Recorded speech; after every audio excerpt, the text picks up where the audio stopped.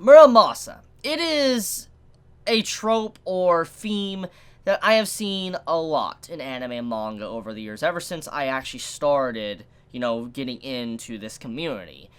But even to this day, I'm still not bored with it. And the reason why, I've always been a fan of cursed swords, or just the theme of how a weapon itself has taken on the will of its creator and gotten its own mind to be able to slowly corrupt the next user that holds it. And I love that. I don't know. Hopefully I'm not the only one that likes that, but I've always been a fan of stuff like that. So seeing this theme used for this week's episode, Dororo, made me very happy.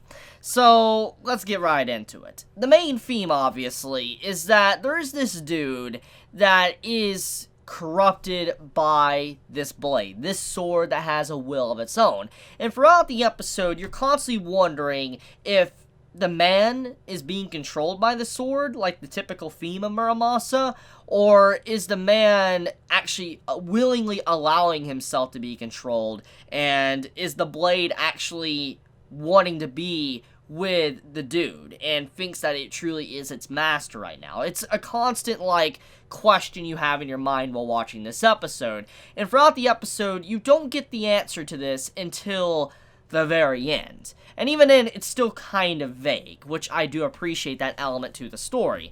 So, my theory here is that the dude in question that obviously lost his way, he lost his mind, he changed in the war, he was someone that just broke. When he was working for someone and he was forced to execute a bunch of different people kind of against his will, or he would have to take his own life, it had it to where it drove him to a state of madness, which really fits well with the Muramasa story. And so him grabbing this weapon that feeds on the blood of its victims, and eventually its blade gets sharper and its will of its own, when he started using this blade, you probably instantly assumed that it took over his mind.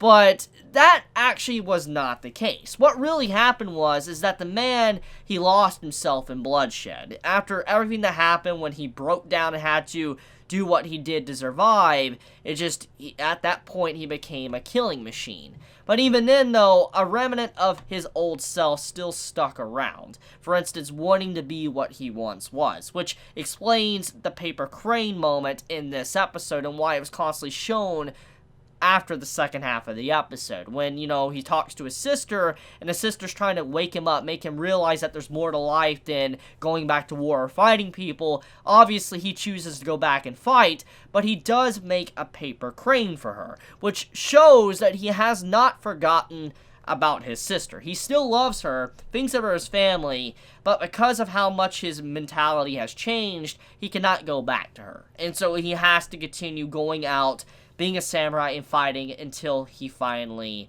dies. And that's kind of what the ending sequence of the episode really means, is that when he does die, and you see him literally laying on the ground, you see his face, and his face obviously shows contentment, or like he's, content or happy, which basically explains that he wanted to die. He was done with life, he wanted to be put down for he could be free from the curse that he had. Not just from the cursed blade, which was kind of Muramasa, but also that he could be at ease, because he no longer will have to kill people, because his mind will be at ease in the afterlife, wherever he does go.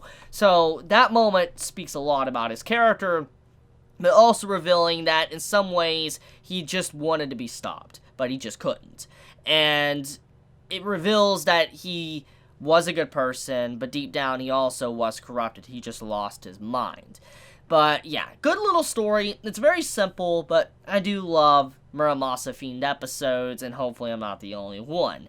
So let's talk about our MC, Haya. So Haya gains back more senses in this episode. This time, his hearing. This is probably the scariest thing for him right now. And the reason why is because, once again, I want to remind everybody that normally, as a human being, right now, okay, let's say you were to lose your sight, your hearing, and feeling of, sense of touch, and then you were to gain it back, you'd be happy, you'd be overjoyed, you'd be, all of these emotions would, overwhelm you, and you really wouldn't know how to feel. You'd be happy, but you wouldn't really know, how to really deal with it. But for Haya, he is someone that has never had it. Like, he has never had the sense of pain. He's never had sight. He's never had hearing. He's never really been able to talk. So you gotta imagine from his perspective, he's never known that he lost all of this. I know I've said this in the last episode review, but it's still very important for this episode in his mindset and what it means with that final sequence of the episode. With him gaining back his hearing, you gotta imagine how terrifying it is. Gaining back the sense of pain, gaining back your limbs, gaining back your hearing, your skin. You gotta probably feel like something is wrong with you. Something's changing. Because he's always been this killing machine, this monster. And gaining back everything slowly, he might feel like he is becoming a monster. Instead of becoming human, he probably feels like he's becoming a monster.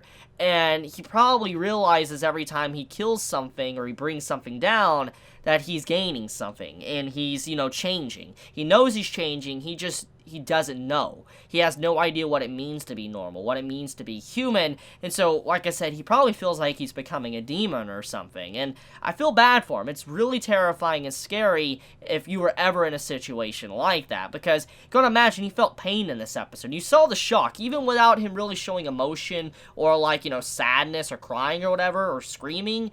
You could tell in that moment when he got a cut on his cheek, that he was just so shocked. He's like, what is this? What is this pain I am feeling? He was in such a state of shock that it makes you wonder, is he going to be so fearful of fighting now because of stuff like that? And it's really, powerful when the first thing that he hears is the sound of rain and someone crying for a loved one's death. It's a powerful moment.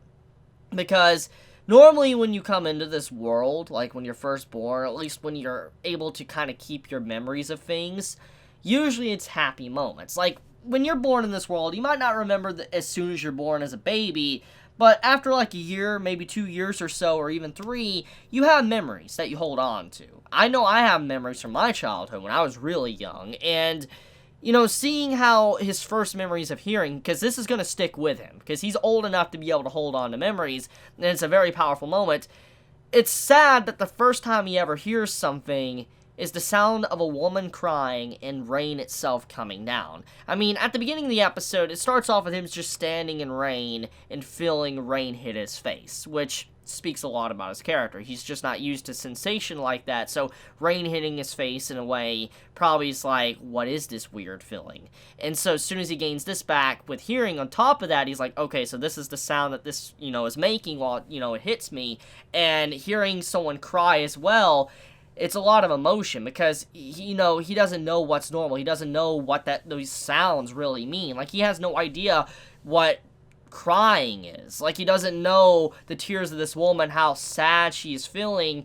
He can't comprehend that. So he's learning all these emotions for the first time, which makes me really cherish this series and makes this series stand out from Winter of Anime 2019, and why I think it is just such a phenomenal show, and why I think more people should really give it a watch. Oh, and yeah, and I really like how the episode starts off with Haya standing in the middle of the rain, and just Dororo, it's like he can't hear anything, he can't see, but, the woman, just speaks up and it's like, he is listening to it, and he's like, huh?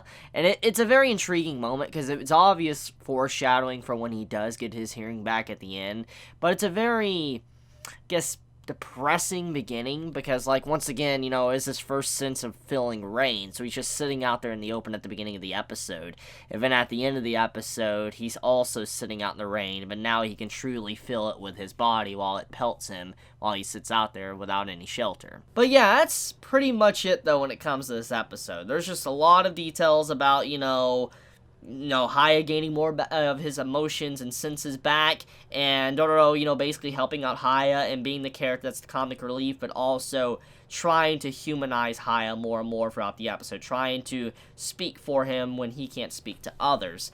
But let me know your thoughts in the comments below. If you enjoy my content, please subscribe. If you like this video, please leave a like. And if you want to get notified for whenever I upload a video, please click the bell icon down below, because for some reason, even if you click the subscribe button, you don't always get notified for whenever a video is uploaded. So if you do want to get notified, like I said, you gotta hit that bell icon down below. And this goes for all YouTubers on the platform, not just myself, but every single person, because for some reason you have to double subscribe. So even if you don't care about me and you don't want to, hit the bell icon or whatever, at the very least, do it for YouTubers you do care about, because it does help us out a lot. And so with that, guys, I love you. Have a wonderful day or night wherever you live. Please be safe. Chibi out.